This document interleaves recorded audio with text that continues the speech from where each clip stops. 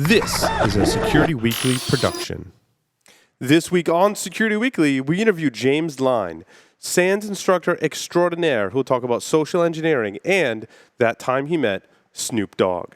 In our technical segment for this evening, Apollo Clark will talk about tips and tricks for getting through the OSCP certification. In our stories of the week, Hacking Team loses its license to sell surveillance software outside of Europe, Reddit lost its warranty canary, and how to build a tool that will detect police drones. All that and more, so stay tuned. Broadcasting live from G-Unit Studios in Rhode Island, it's the show where exploits run wild, packets aren't the only things getting sniffed, and the cocktails flow steady. It's Paul's Security Weekly.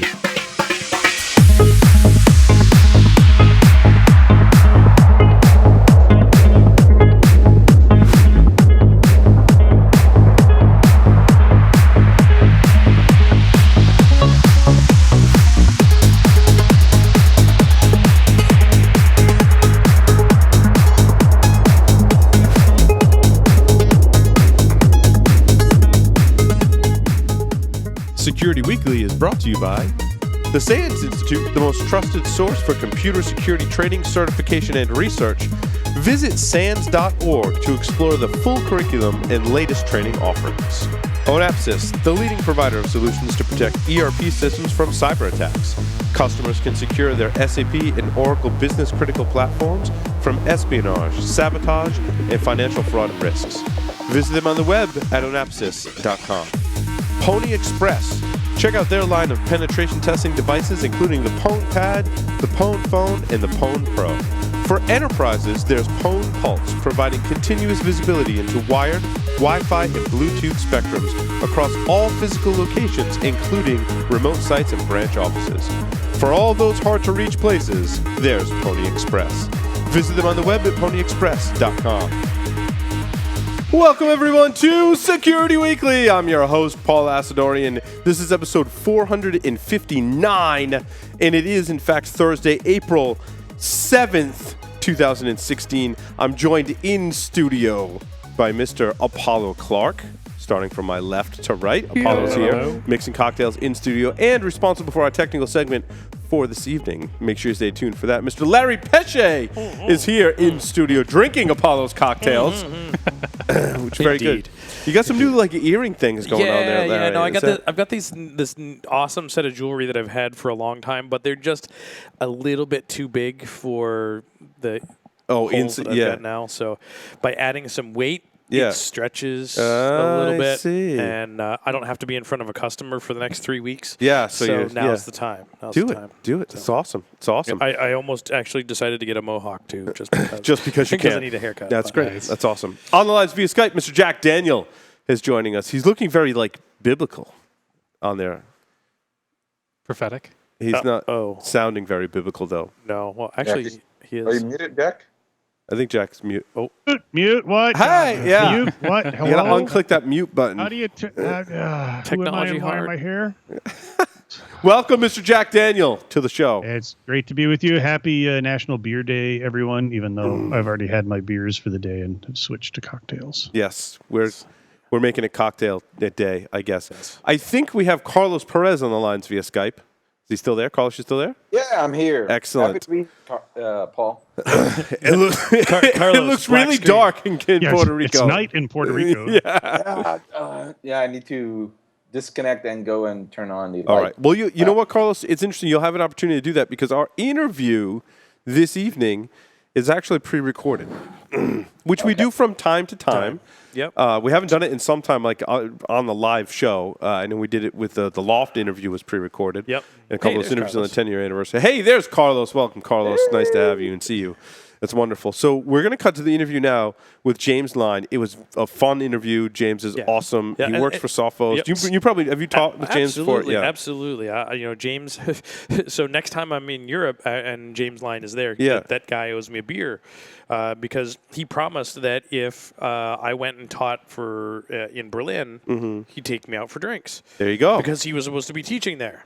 Awesome. And the bastard never showed up. He had to cancel for some other No, that's so personal awesome. So, but he said, "Oh yeah, I'm going to fly into Berlin and I'm going to come take you out for drinks," and he never did. So, Well, so he owes you. That man owes me drinks in Europe somewhere. That's it. Well, Plain and simple. Europe. Yeah, in Europe. In Europe. In Europe. And I'll be in London this summer, James. So there you go. there you go. Excellent. Well, we're going to cut to that interview now, and then we'll be back with our technical segment for this evening. So stay tuned. Don't go anywhere.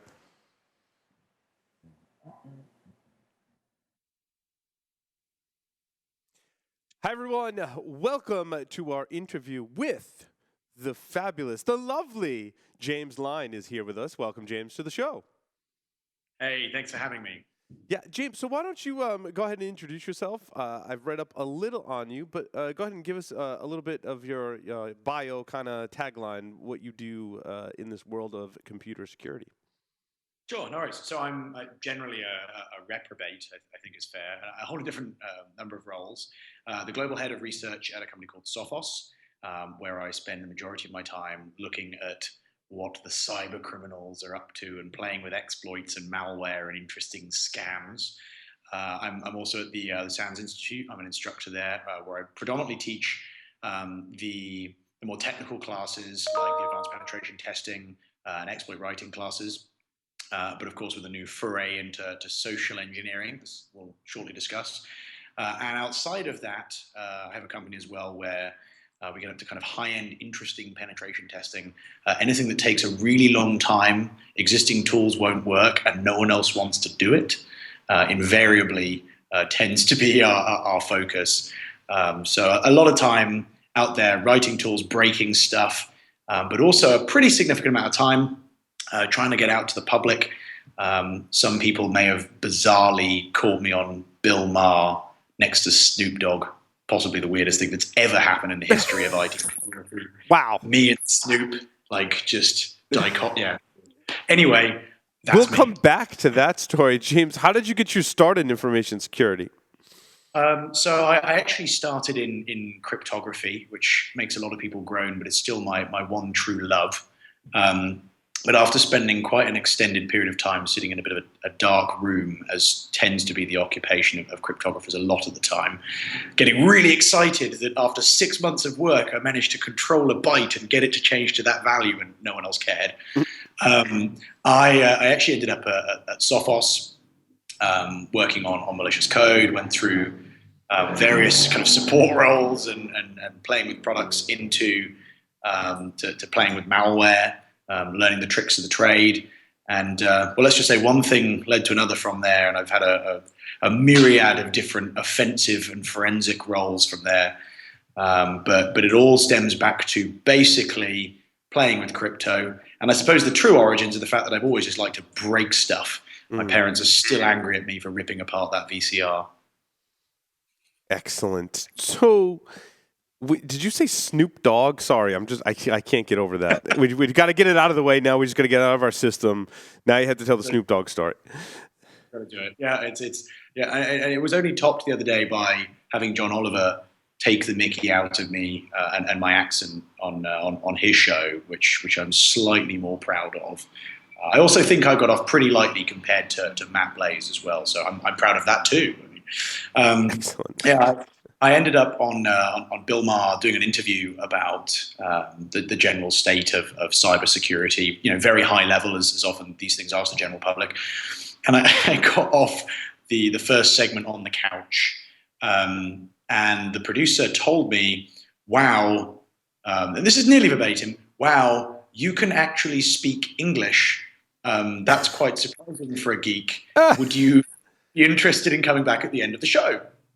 And so I said, well, sure, no problem. Went off to the dressing room and consumed all of their coffee. Got back to the show. No idea who the guests were. Standing behind this curtain. Walked out, and they put a chair next to Snoop Dogg, or Snoop Lion, as he was calling himself at that point in time. And the opening frame of the show is Snoop reaching across and saying hi. And I think there is literally no more polar opposite of people in this universe than Snoop Dogg and I, having a discussion about how double-clicking on Britney Spears' expletive.expletive.exe might not be a good idea. You have to send me this clip. I must see this clip. I think the panel with Snoop Dogg is on YouTube. I will send it to you. I don't think that the bit earlier in the show is on account of it being HBO private content. Right. But that being said, there won't be anything in there that seasoned security professionals would find interesting. More just for the comedy value of that's James Lyne and Snoop. So much ginger next to Scotch Monster. That's awesome. That's awesome. So other than being excited about meeting Snoop Dogg, you must be very excited to work with Dave Shackelford. I mean, I kind of put both of them in the similar category. Dave has a lot less hair though, but same category, different look. I yes, think is the right very different look. Yes. as animated, But anyway. So, are you and Dave involved in the social engineering course? Are you both the authors of that course? Is that correct?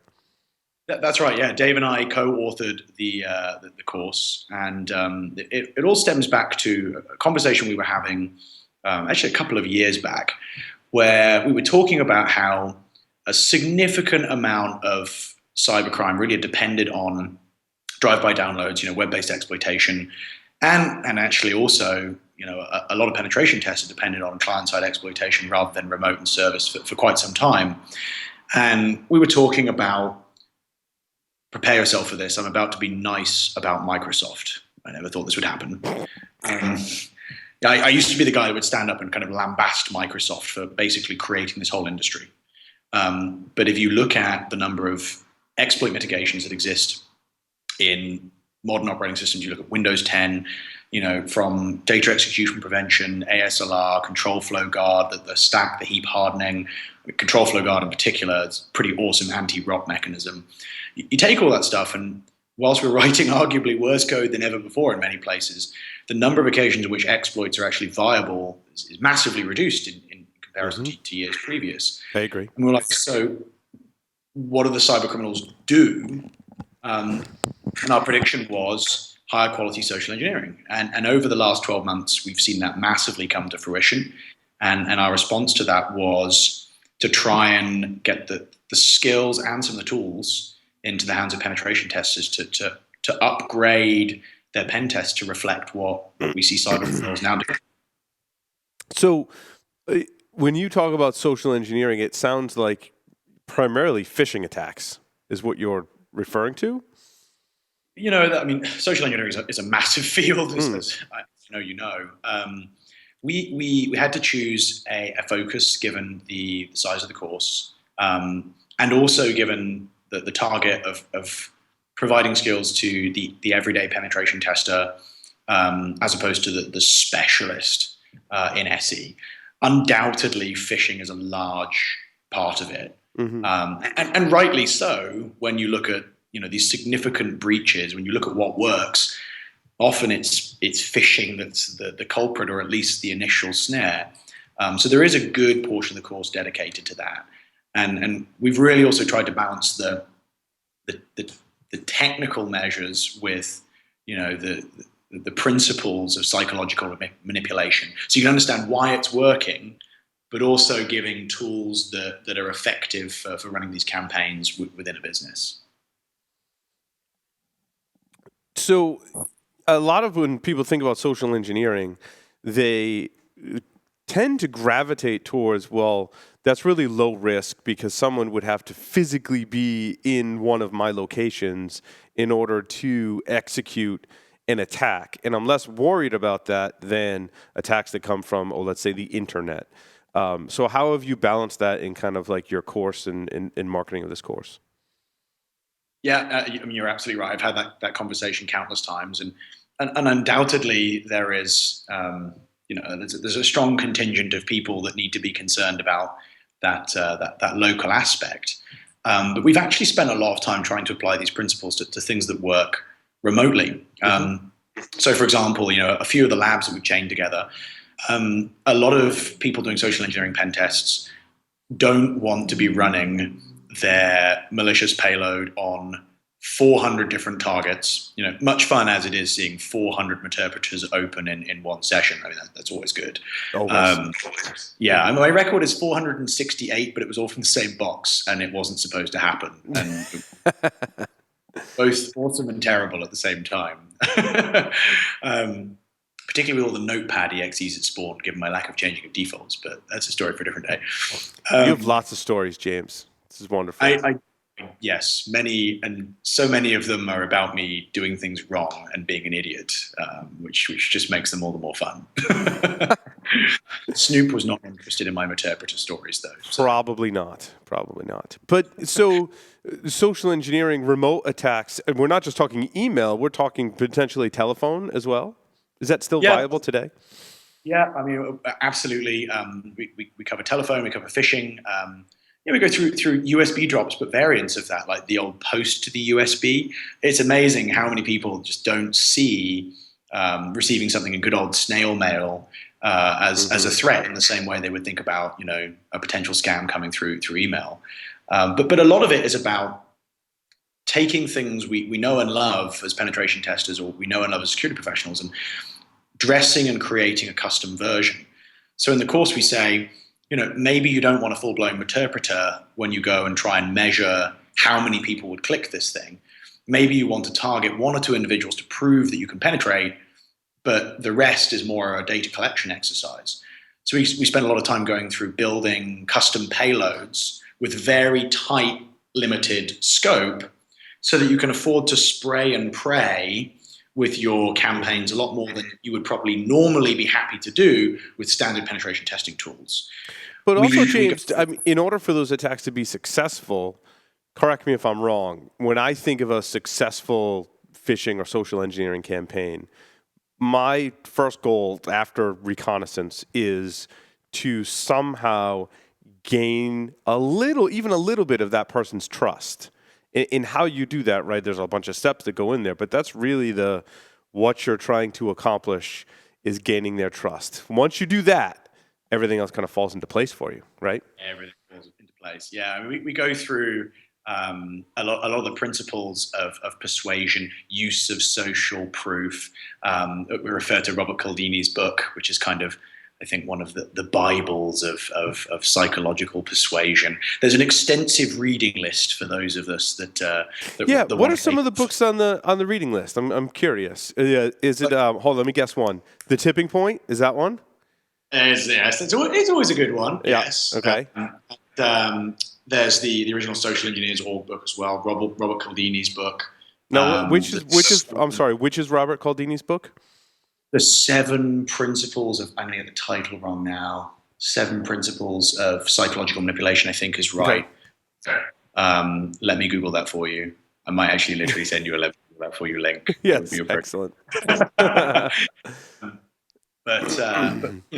go through each of those. There's actually quite a lot of references to kind of academic papers as well. Mm-hmm. I've so far seen a lot of students go through the summary of the 7 that we provide. It's like, here's the heavily digested version of all the things that we read down to the things that really work. And I think I've seen about 2 students go straight to Amazon and straight to look up those papers. Mm-hmm. I think most people get to about psychological principle 3 and go, yeah. But I think it's important for everyone that's going to execute social engineering to understand you're not going to use every single one of those principles in all of those books, right? Give me one more book. What's one more book on the list? Give our listeners at least one more book. You're right. In fact, I can do better than that. I can give you a link to the whole reading list whilst we talk. That'd be fabulous. We'll put a link in the show notes to that as well. Oh, beautiful. There you go. Yeah, because there's an astoundingly horrifying huge number of them. I'll file it over and you can plug it in there. Okay. The point you just made, I think is quite seminal. The whole you need these principles to be successful. It's interesting how many of us as technical penetration testers, as people that spend our time, writing exploits, pwning boxes, focusing on let's build a cooler PowerShell attack, are quick to undermine the value of some of that theory. Mm-hmm. And I've really had to sell it. Dave has had to do the same and say, look, these principles may feel dry, but they apply not just to, a telephone call, not just to face-to-face phishing. They apply to the packages and payloads we deliver. If you're building a payload to put on a USB key, we can take these principles and use it to inform how we set the icon, how we set the version strings, what that should show on the screen. We can use it to inform every aspect of our campaign. They're incredibly valuable, and I think it's really important that us as penetration testers, technical penetration testers, recognize that value to every aspect of our attack. Well, you have to tell a story, and all parts of that story are really important, right? The initial reconnaissance and an initial contact, but you have to carry your story, like you said, down into what your payload's going to look like. If the person's expecting you to email them a PDF, but excuse me, you snail mail them a thumb drive out of the blue, like the story's not going to fit together. And so the technical aspects, you're right, have to fit into the narrative. Excuse me, the narrative. Yeah, it's amazing how commonly when you review people's work, you'll see superb upfront phishing, a great snare, they got the click, and they end up at some incredibly dodgy looking file. I've even seen payload.exe. Like, really? You could have tried harder than that, right? Yeah, it's funny. You can not only apply some of this, James, to penetration testing, but a lot of the things we've talked about apply to sales, right? As I have my own companies now, I'm starting to read up a little bit on sales, and I'm like, wow, that's just like social engineering. And it applies to silly things like, banner ads. Like, we put banner ads on our website for our sponsors, but I'm like, hey, if I change the name to not have the word ad in it, or in my JavaScript function, if the word ad is in any of my function names, hey, guess what? AdBlock blocks it. So let's change that, right? So, a lot of these concepts are just kind of like, I hate to say it's common sense, but it is common sense concepts that you have to apply to the penetration testing process. I totally agree with that. I mean, a lot of this is common sense. And a lot of the course, when you read through these things, you have these kind of that's obvious moments. Right. But when I read books about sales, I have the same, oh, well, yeah, but put it in that context, right? Yeah. But it's amazing how many of us don't. And also, when you start analyzing the obvious and trying to search for alternatives, you come up with quite amazing new ideas that you hadn't considered before.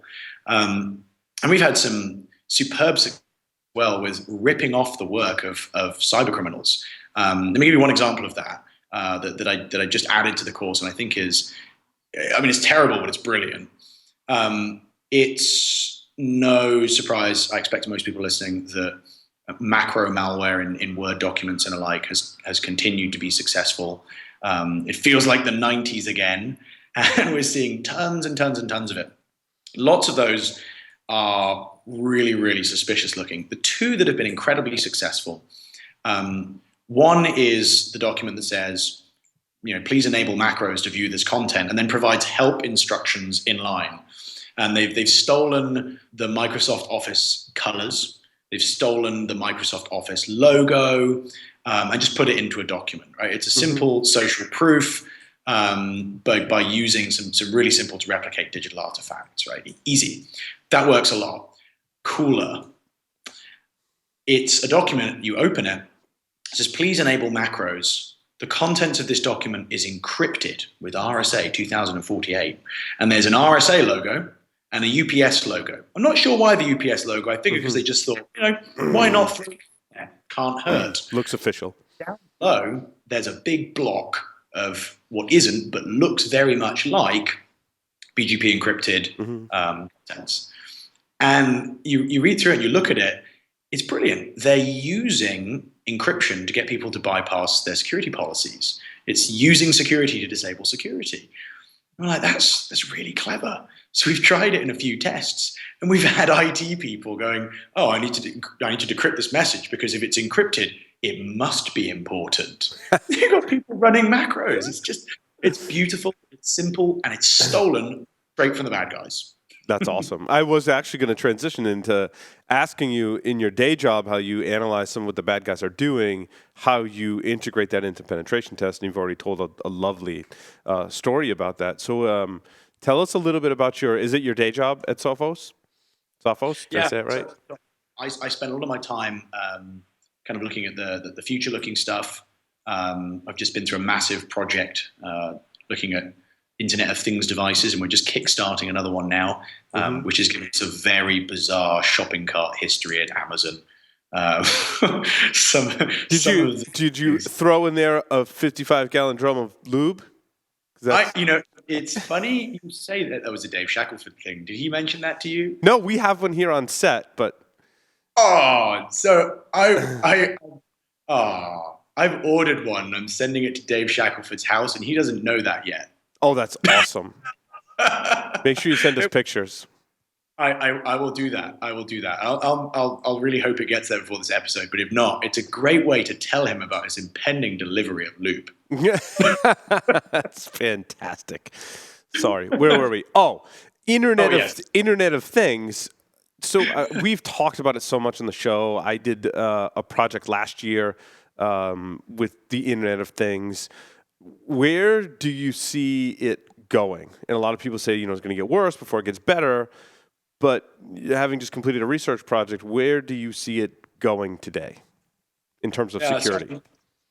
As security researchers, and anyone reading the headlines, we know it's bad. You take a lot of these devices, you go through simplistic exercises, and they just kind of fall open. I've had great fun getting an interpreter to run on power plugs, and I've generally been amazed at the ancient versions of everything that they will run with none of the nice mitigations we talked about earlier, and that the whole driver for social engineering on traditional computing platforms is just not there. So my general line is that the Internet of Things is presently relatively safe, not on the basis of any reasonable level of security, probably 10 years behind mainstream computing, in fact, but on the basis of the fact that most cybercriminals don't care about it, because so far it doesn't have the personal information and financial data that they're after. But it only takes 3, 6, 12 months from now, some use case to change, and we've got an industry of devices they do care about, they can use, are paying much more attention to, fighting rearguard action, and really going through the same painful process that Microsoft went through with Windows 2.1 and Windows 95. No, I agree. And there have been some isolated cases where when attackers do pay attention, I think it makes more of an impact than people believe. There have been distributed denial of service attacks that have been launched from Internet of Things devices. Certainly, I think people have used the baby cams, for lack of a better term, right, to spy in people's homes and sell lists of them. So if they can tie some economic factor to it, they will. But those are isolated cases still. In the sea of all the evil things happening on the internet, those things are relatively insignificant. What you're saying is when it becomes truly mainstream and the attackers really start going after it, that's when we're going to see things really get worse, right? We can scream up and down as researchers all day long, but it may take the world of evil doers on the internet to make things really go bad before it starts to get better. Yeah, I agree. I think it is on that basis going to get worse before it gets better. I think we should carry on screaming. I would love for this industry, or at least a decent portion of it, to learn these lessons whilst they're still toys, before they're things that really matter. But I think cynic hat on. I wish I actually had one now. That would have been cool. It would be really cool. I kind of want one of those. I'm ordering that after this. It should be a top hat, though. It should be. I was thinking top hat too, James. Yes. Or maybe even stovepipe. Go whole like Isabel Kingdom Brunel kind of. Anyway, the cynic should be in like LED lights. Yeah. Oh, upgrades. I like, and it should ideally have some really terrible wireless controlled IoT thing behind it. Absolutely, it should. So it ironically be hacked. It's a brilliant idea. I love it. Let's make this happen. You're right, though, about the isolated cases. One of the more morbid ones I've seen was a case in the UK which we got involved with, where they were actually selling access to webcams, and it was this whole kind of voyeur thing. Yeah, I read about that one. I remember we covered it on the show. Yeah, they were changing the price of the access based on who it was. I was really tempted to get one on there with me and see how I would rank in payment terms compared to an attractive woman or a powerful CEO. You just stick one in your shower and be like, see how much I'm worth. That'd be awesome. IoT trolling, no one wants to see that. Well, we come full circle. I mean, when webcams first became popular, people used to put them all in their house and then set up a website and let people watch them as like a voyeuristic kind of thing. Now they charge for that kind of stuff. So I'm told. At least that's what my friends tell me. Yeah, that's what I'm told. Anyway. Yeah, I think I've seen websites. It'd be interesting to see if we get social engineering opportunities with IoT. One of the projects we sorry, go on. I was just going to say, before you get to that, I want to talk about how we social engineer the manufacturers of IoT into building security into their products. Obviously, I mean, anyone that's done any security testing of an IoT device knows there's no security thoughts pretty much in 90% of the devices on the market today. That's just a guess. Yeah. I pulled it out of where. So they're not incentivized. What could we say to them that would incentivize them to build security on it? Obviously, if we say bad things are going to happen, that's going back to our social engineering and sales, right? That doesn't make me want to buy your security story, right? If we could spin it, hey, this will make you more money. Well, yeah. But it's not gonna really. I mean, we know that the return on investment it's not really return. It's more like a protection of your investment. But I don't know, James, if you've had thoughts about how we incentivize the IoT industry to put security in from the beginning. Yeah, I think it's exceedingly difficult for the reasons you describe. And, through that research, we found tons of horrible things. I mean, I haven't seen command injection of such simplicity for a very long time. So I think there's a few things we can do.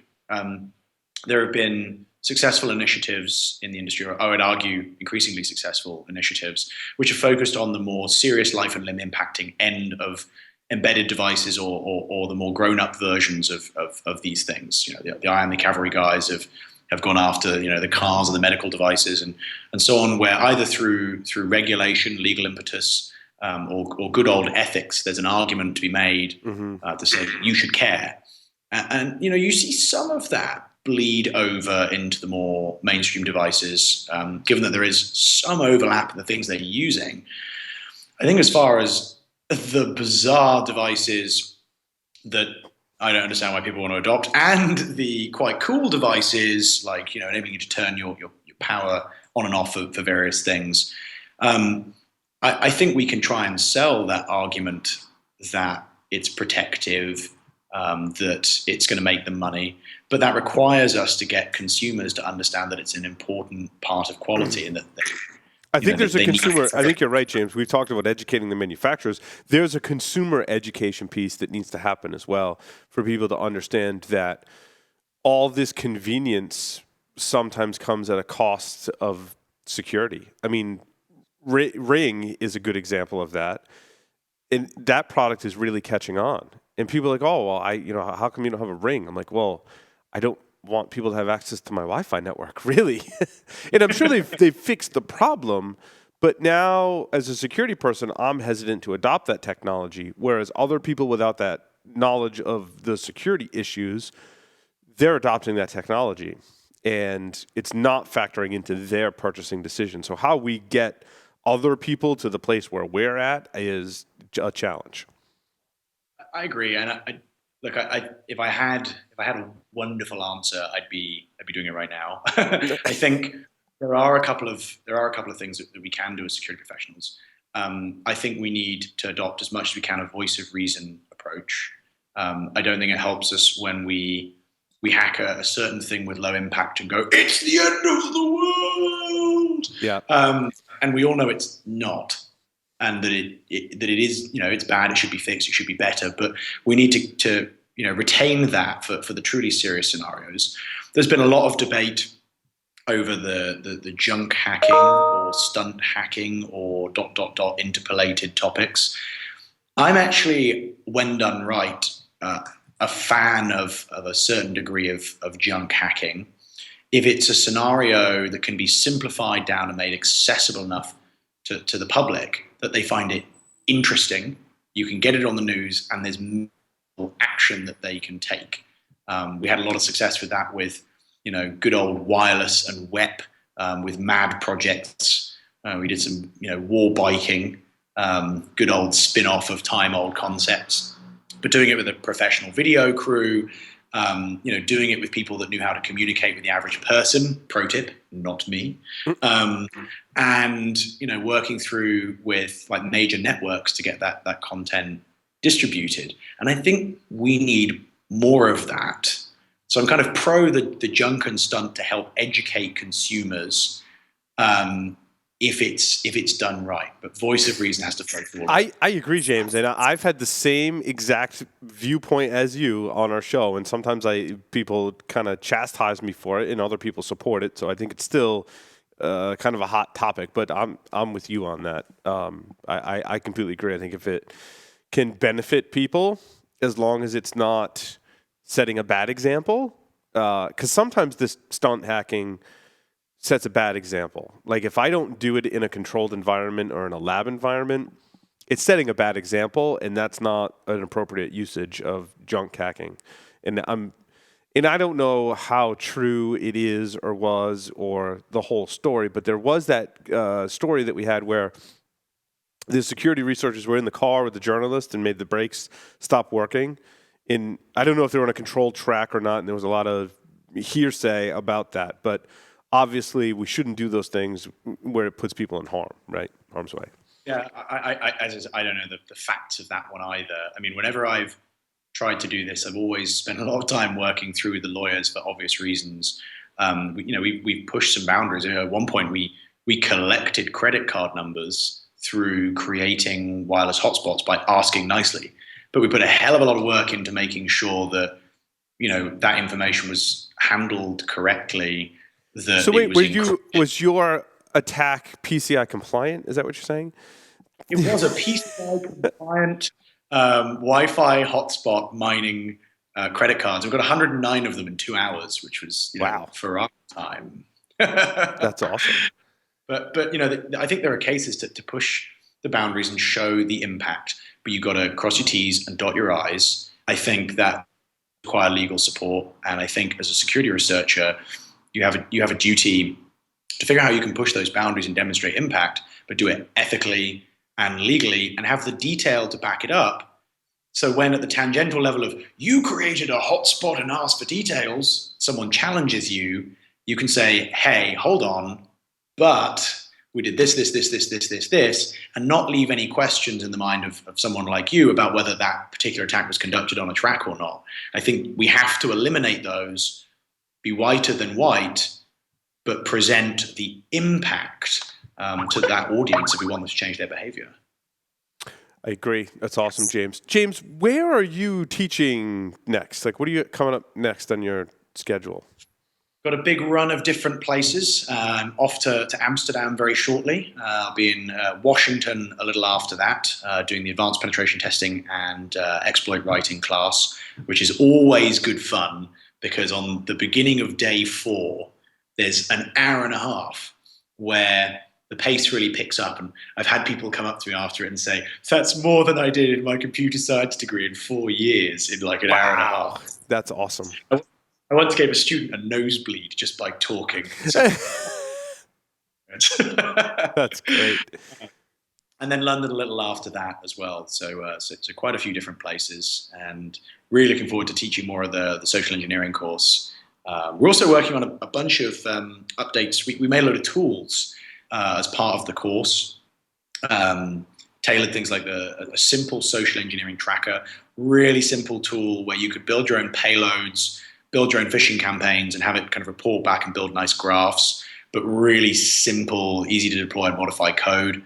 And we're releasing those outside the course as well, so people can break them and laugh at my horrible PHP, which is to suggest that there is something that isn't horrible PHP. Yeah, is there any other kind of PHP? No. I mean, although PHP 7, the spaceship operator, come on, that's pretty cool. I coded my own small little PHP application, and I thought it was an amazing amount of work to try and make it secure. And I think it's still not very secure. It's funny you say that. Like, it spent a lot of time building my own little library and framework, and working with a couple of the guys at the company who are great and far better than me. I write PHP like a C guy because I am. They write PHP like PHP guys that ignored C, and therein lies the difference. Mm-hmm. But it's amazing how much you have to do to get it right. Now, if you do, the level of control is actually great. And I've had huge successes, but it really doesn't put much comfort around you. The defaults and session management aren't superb. It's very easy to end up with pretty rudimentary web app flaws just by using default functions that are there. Mm-hmm. You kind of need to know what you're doing versus some of the other new funky toys. I'm not gonna mention Ruby on Rails because the fanboys will all get commenting on the video, but something like that where there's a lot more goodness wrapped around you by default. It is interesting how many bad internal web applications you still see, mm-hmm. basically because of what you've just said. So James, we've come to the point in our program where I get to ask you 5 questions. 5 questions. 5 questions. Are you ready to play 5 questions with Security Weekly? Okay, let's do this. 3 words to describe yourself. Very curly geek. If you were a serial killer, what would be your weapon of choice? I'm going to have to go with the Meterpreter. Sorry, I just blanked on the 3rd question. I had it too. I thought you were just angry at my answer to the second one. No, I had it and then it was gone. I didn't eat lunch today. Sorry. If you wrote a book about yourself, what would the title be? The terrible things I've done in my life that you should never do. In the popular game of Ask Grabby Grabby, do you prefer to go first or second? Oh, second every time. Excellent. Choose 2 celebrities to be your parents. Oh, well, Snoop Dogg, obviously. Obviously, you've got that connection already. I mean, it was like father-son meeting all over again. I'm actually not convinced he's not my father, if I'm honest. This may be a violation of the question terms on the basis it may have truth to it. And I think most appropriately would probably be Cameron Diaz for my wonderful hair. Her hair is wonderful. It is. I don't know how she gets it so soft. So when I did a TED talk, I sat next to her for an hour and a half, and she suffered my presence, was incredibly gracious, and actually really very nice and very interested in how to protect a smartphone. So I can't say anything bad. Did you just make all that up, or did you really sit next to Cameron Diaz? You just made all that up, didn't you? That actually did happen. Yes. So you've actually met your celebrity parents. I have, which seems appropriate. I think I felt more of a connection to my father than my mother. But no, she was great. And what was really entertaining was my girlfriend at the time. As soon as we sat down, quite by chance in the theater, and sat down next to her, I didn't recognize her right away. My girlfriend leaned over and just said, "I'm so sorry." And I was like, "What did you do?"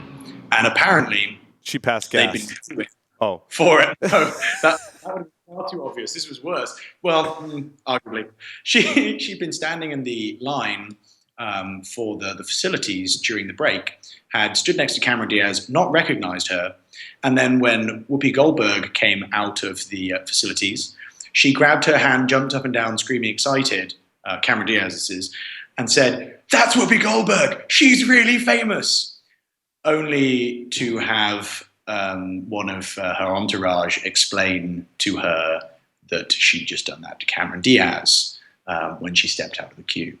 Awkward. Awkward. Awkward. That's great. Well, James Lyne, thank you very much for appearing on the Security Weekly show. We hope our listeners are able to catch you at one of your courses, and we hope to see you soon. Absolute pleasure. Thanks for having me. Catch you again soon. Thanks so much, James. Cheerio. Stay tuned. We'll be right back.